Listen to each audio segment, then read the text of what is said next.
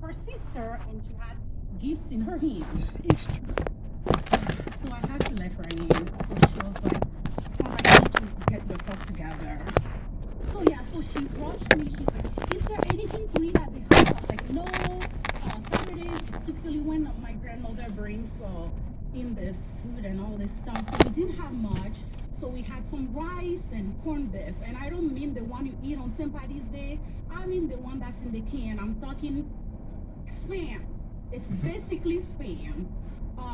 So we have rice spam and I think a piece of yam that we ended up frying. So we made this rice, and after we made all these random food and we're sitting and eating, I suddenly realized that not only did we all come together, my siblings, Gloria, Kelia, to make this meal that suddenly we're all enjoying and having a good time. And I realized that my birthday is not necessarily about me. It is about me. I am the focal point of my birthday, but my birthday is about the people in my life. Now I have to backtrack the story to explain to you all why I decided not to celebrate my birthday when I turned 16.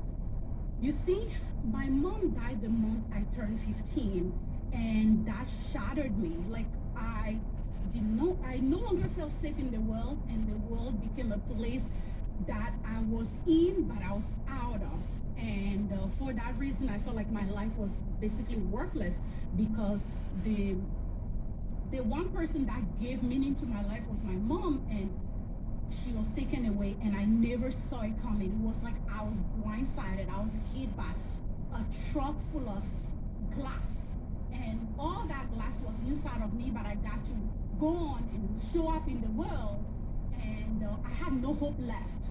No joy, no hope. I just had to go through the motions of my life, and that's why I felt like my birthday was no longer worth being celebrated. And what happened that day is that Gloria showing up to celebrate my birthday gave me hope. Hope when I had none. She reignited a light that was very dimmed, and it was just a tiny little light at that time, but over time it really carried me through. And I also realized that while we were sitting there eating the cheapest meal you could eat on your birthday, I realized that celebrating my birthday is also celebrating my mom, because she gave birth to me, and my being alive is a testament of her life. What was that? And I figured something was hanging right around there. There's all the birds were hanging out on top of the tree. And some years are more spectacular than others. And He just turned his head. It's either that or fuzzy butt. Huh? It's a little turd. So I'm going to ask you all to sing me happy birthday, because I said have little 5 minutes. turd. I still have a few minutes. Okay, go on.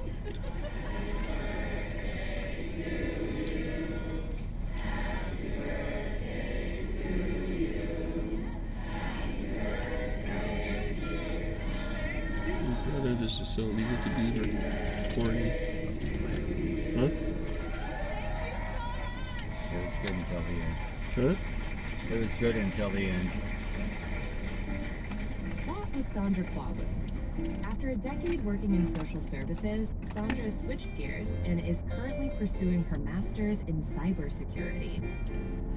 She and Gloria are still tight, even though they aren't always living in the same place. Every year, Gloria sings her happy birthday via voice message. Sandra also does her best to make her own birthdays special. One year, she took a solo trip to Iceland, and another, she walked 30 miles to celebrate entering her 30s. There was some big seller that hit the New York Times top list, and they had it, the gal admitted that she says 10% of it was written by ChatGPT. 10%. Was it just 10%? Or was it like 100%? But